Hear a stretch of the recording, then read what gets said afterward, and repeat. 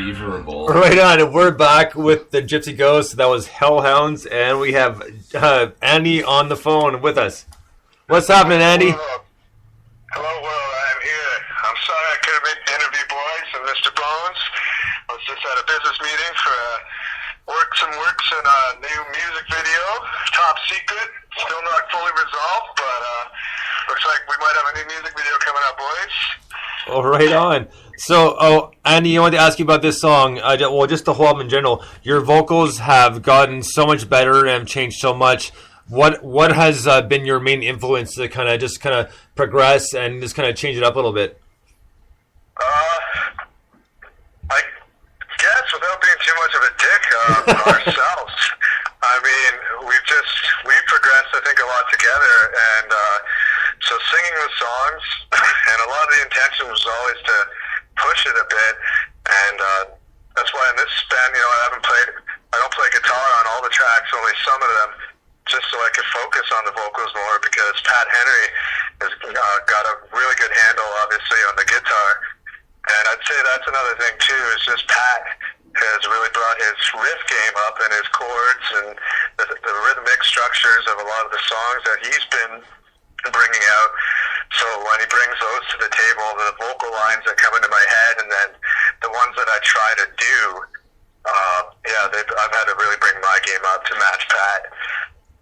You know what? Because I've noticed, especially this album, you've done a lot more. Meaning, you seem to be a lot more comfortable with yourself now, and which really shows, and it's really nice to hear, because you can hear there's a lot more power and heart behind your vocals, and people can tell that. But the thing I want to ask you about, that I've already talked to Pat and Seamus about, is Bruce mentioned that it was a bit of a dark place to kind of do this album. What's your thoughts on that? There's a bit of a struggle that I think that any musician, or better yet, any artist goes through, that they're trying to maintain their artistic life and balance that, which is a lot of time and commitment and effort, and it's also an expression of their creativity, but then also with, maybe holding down a job or relationships or, people you live with, and all the stuff of life that comes in there. And so part of that was just, the development of the band and things changing and members leaving and just, encountering some difficulties and just kind of coming through in music. And then also just kind of what comes with the music sometimes too is a wild, crazy party life, and not just party life, but just a lot of provocative situations, which then when you reflect on them later, just can seem to be in a darker place. Well, right on. And the thing is too is with a lot of these lyrics, Andy, this time have they come from the quote unquote dark place, or have they been something that's been sitting in the back burner for a while? Have you already written maybe half of these songs before?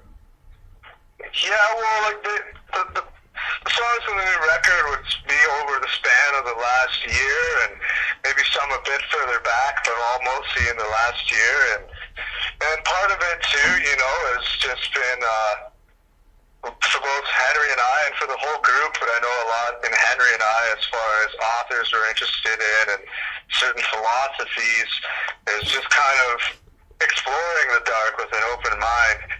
And admitting to both love and hate and good and bad times. It's not all rosy, so it was interesting to explore that side, because it is a side in everybody.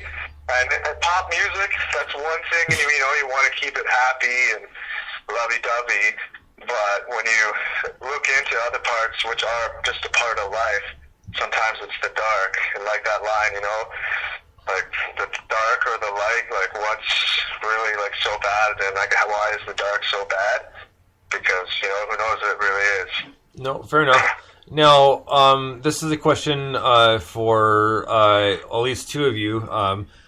How has the recording of this album been different for you guys from the first two EPs? I mean, like obviously, you've gotten more involvement, meaning you've gotten a lot more backing financially, that sort of thing, kind of to do what you need to do. So how has that changed and made a difference in the recording of this album?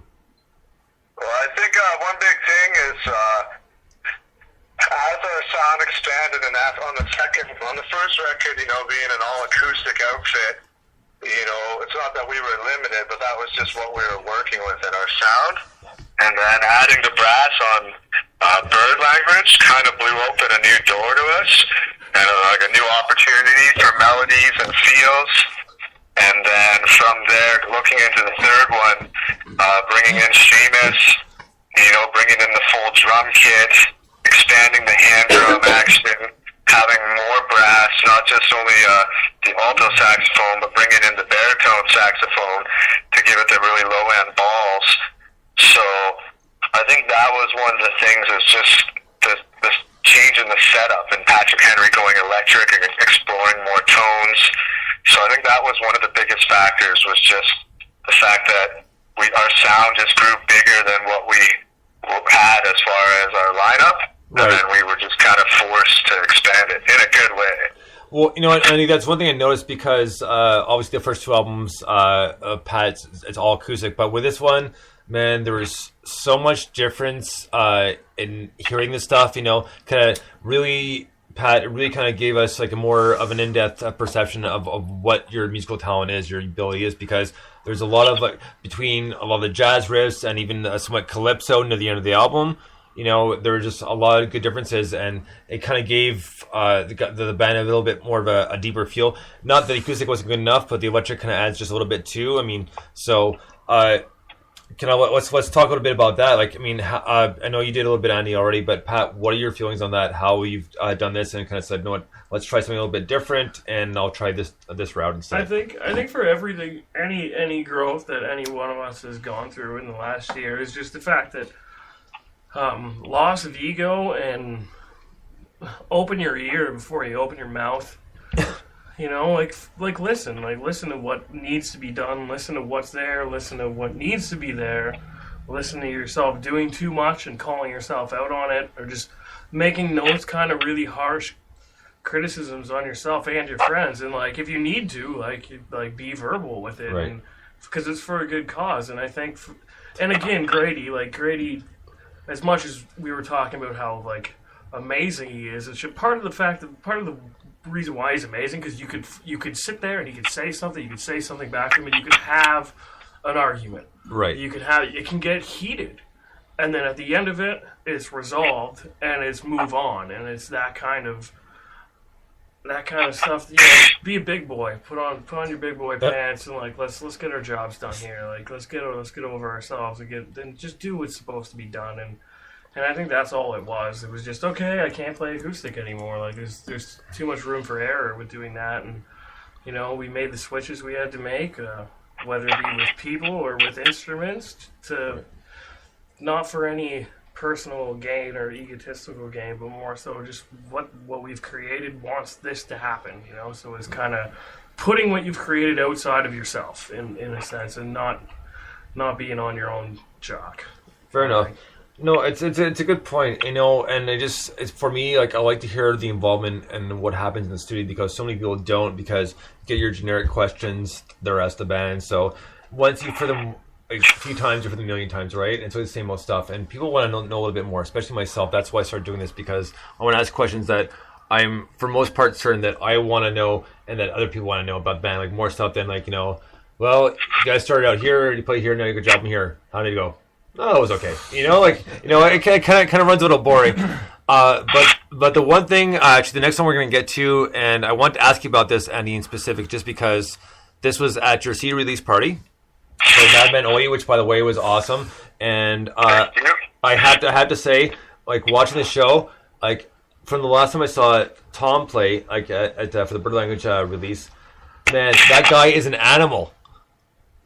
And it was just crazy. It blew me away to see him. It's holy crap, man. We actually call him animals sometimes. Do you? The Muppets. The animal. The Muppets. Yeah, we actually leave him in a cage before the show. We load him up, and we just get him to set up his gear and get leave him in a cage and eat sandwiches in front of him and do other fun things that he wants to do. And then as soon as the show's ready, we hit the latch and he runs up on stage and just becomes Monkey Man Tom. We gotta litter the stage in bananas. You know, get. Yeah, that's what it is. We just all sit there and eat bananas in front of him while he's in the cage and taunt him. And then he finally gets out, and he wants to eat us, or at least the banana, smell our banana fingers. But then he just runs up on stage and say, "Hey man, not now, the show." And then after he beats all of his banana rage out of his system during the show, he calms down.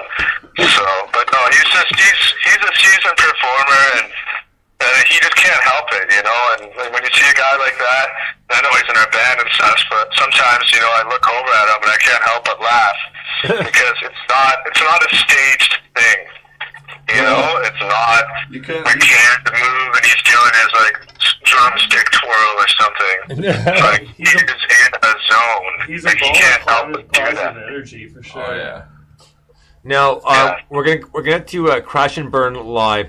Now, just before I do that, I have to ask, and you can comment, or you don't have to comment, and I'm not crossing any lines here.